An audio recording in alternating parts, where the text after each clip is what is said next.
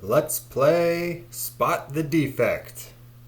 There will be 3 10-second rounds, and you're going to try to spot 9 defects. Picking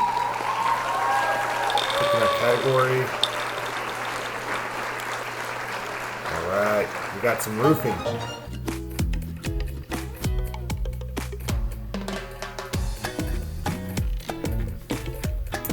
Ten seconds. Try to spot 3 defects.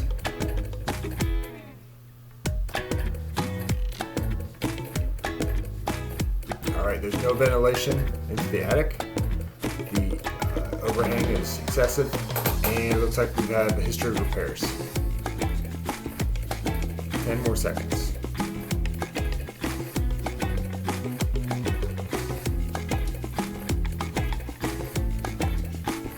Alright, we got a torn shingle, we've got a big dent, and we have excessive sealant, meaning there's probably a leak.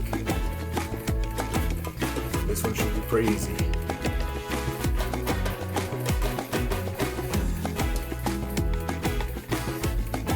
Alright, all kinds of silicone going on there.